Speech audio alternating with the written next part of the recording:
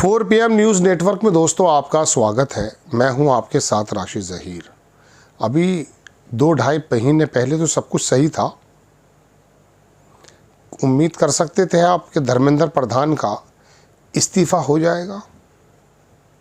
अचानक अमेरिका में बैठे हुए एक आदमी ने CJI के मुंह से एक शब्द पकड़ा, काकरोच, और एक पार्टी बना दी। ये मोबाइल पे नए लड़के घूमते भी रहते हैं, व्यूज़ भी बढ़ते हैं, सब्सक्राइबर भी बढ़ाते हैं। और इंस्टाग्राम तो वैसे भी एक इतना भटका हुआ प्लेटफॉर्म है कि कोई काम की बात नज़र नहीं आती सिवाय जेन ज़ी जो है वहाँ पर अपना वीडियोस, अपनी रील्स डालना। अचानक 2.5-3 करोड़ लोग इकट्ठे हो जाते हैं। उसके बाद CJP का हंगामा होता है। 2-2.5 महीने पहले सब कुछ सही था। राहुल गांधी और उनकी पार्टी कोटा में, हरियाणा में NSUI के लड़के छात्रों की प्रॉब्लम्स को लेकर सड़कों पर थे। लेकिन क्या हुआ कि राहुल गांधी के नेता, मैं बल्कि देख रहा था वो लड़का जो वहाँ के चीफ मिनिस्टर, उनका बेटा है हरियाणा में, उसके ऊपर वाटर कैनन मारी जा रही थी। बड़ा प्रेशर होता है पानी में।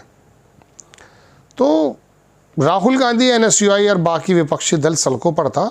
कुछ नज़र ही नहीं आ रहा था लड़ाई, जबकि असल वही लड़ रहे थे। लेकिन न देश का मीडिया, लेकिन पता नहीं क्या हुआ अंतर्राष्ट्रीय स्तर पर। क्या कोई साजिश है? देखिए, एक ही तरफ नहीं बहना चाहिए। 2-2.5 महीने पहले सब कुछ सही था और 2-2.5 महीने पहले सब कुछ खराब। अगर मोदी की कोई गलतियां भी थीं, अमित शाह की गलतियां भी थीं, योगी आदित्यनाथ की गलतियां भी थीं, तो अभी 2-2.5 महीने के अंदर की हैं।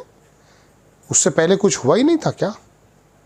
मैं बताता हूं दोस्तों, ये वोट तो मुसलमान BJP के खिलाफ ही देता है, और बनिया और पंडित और ठाकुर ये BJP को देता है। बाकी का कुछ वोट जो है बहुजन का मायावती पे चला जाता है। अपना अपना सबका वोट है। इस वोट को ऊपर नीचे लर्जा करके एक माहौल बना करके एक आभा मंडल, मैं कहीं और ले जा रहा हूँ, बड़ा इंपॉर्टेंट इशू है ये।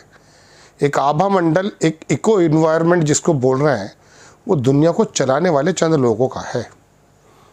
इमरान खान की पूरी दुनिया के अंदर पोजीशन बल्ले बनती है। जब वो कुछ बात नहीं मानता तो जेल में नज़र आता है। मैं ये नहीं कह रहा हूँ कि ना मेरे पास कोई सबूत कि डीप स्टेट के लोग यहाँ आए, नहीं। ये CJP इंस्टाग्राम पे जो सब्सक्राइबर बढ़े, फॉलोअर्स बढ़े, अचानक वो आया इंडिया में, उसको इजाज़त भी मिल गई है ना। तो ये अपना आप नहीं हुआ करता है सारा काम कि 2-2.5 महीने उन्होंने आकर के जंतर मंतर पे काम शुरू कर दिया। ये बात राहुल गांधी भी जानते हैं कि अभिजीत दीप के किसके आदमी हैं, कहाँ से आए हैं, अपने आप आए हैं, अचानक आ गए हैं, कोई लाया है, कुछ नहीं कहा जा सकता। कोई कह रहा केजरीवाल लाया है, कोई कहते हैं कि साहब मोदी अमित शाह के ही बनाए हुए हैं, कोई कहता कि आक्रोश था। आक्रोश तो था, लेकिन उसको दिशा किसने दी, उसको मुंह किसने दिखाया? वो आया अचानक। राम मंदिर का मसला भी इन्हीं 2-2.5 महीनों में हो गया।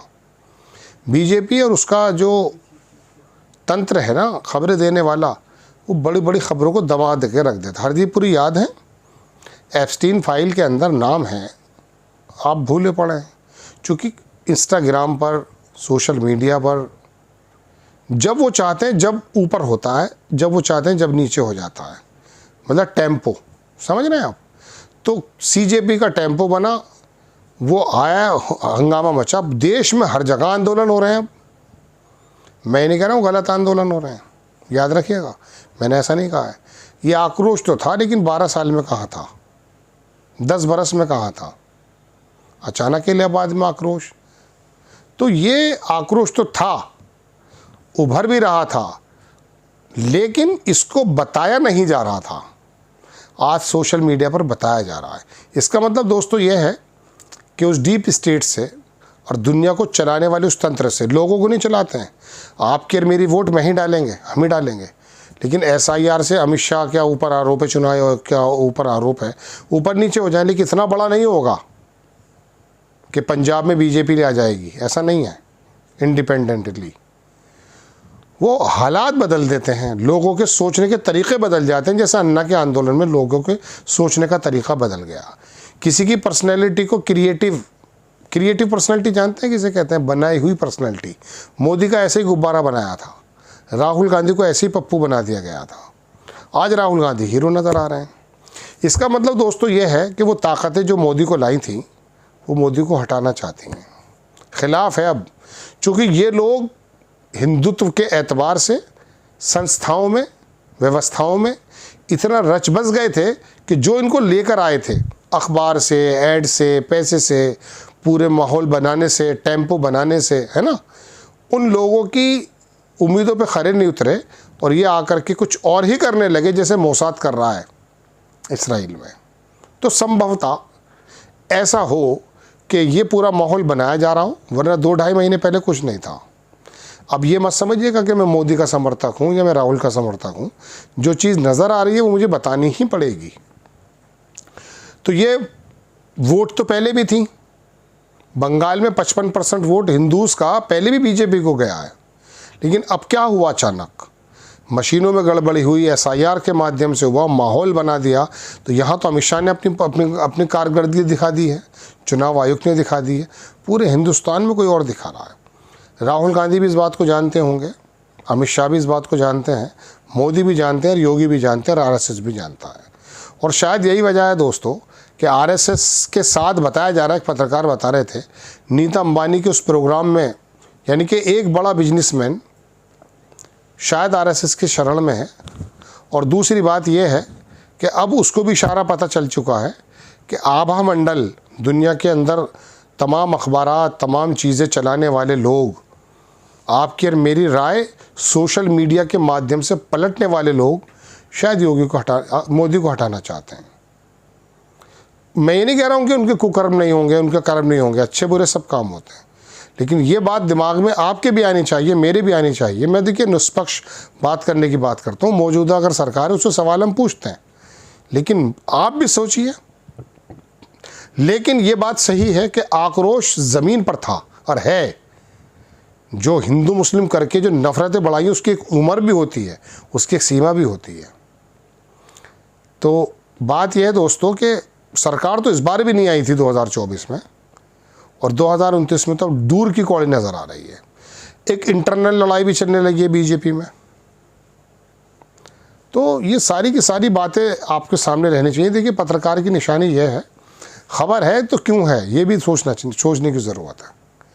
तो ये जो पूरा आभा मंडल है ना, जो दुनिया को चलाने वाला तंत्र है, जिसको डीप स्टेट आप कहते हैं, वो शामिल है अखबारों में, सोशल मीडिया में, दीपके में, इंस्टाग्राम में, फेसबुक में, आपके दिमाग को बदलने में। मैंने कहा आप नहीं बदलेंगे, कितना भी सोशल मीडिया कहने लगे मुसलमान वोट ही नहीं देगा, लेकिन उनको मालूम है कि इस वोट को किस तरह से बिखराना है। अब उत्तर प्रदेश के चुनाव आ रहे हैं, देखिएगा MIM, चंद्रशेखर की पार्टी, इसको कौन बढ़ाता है, कौन घटाता है, क्या होता है, क्या नहीं होता। तो ये सूक्ष्म, मतलब माइक्रो लेवल पर भी और मैक्रो लेवल पर भी ये सारे काम होते हैं। पता नहीं मैं आपको अपनी खबर समझा पाया हूँ या नहीं। अलबत्ता इतना बताना चाहता हूँ कि शायद आभा मंडल, दुनिया को चलाने वाला मंडल, मुझे लगता है कि मोदी सरकार को हटाना चाहता है, और इनके काम भी हटने के हैं, इसमें भी कोई दो राय नहीं है। जय हिंद।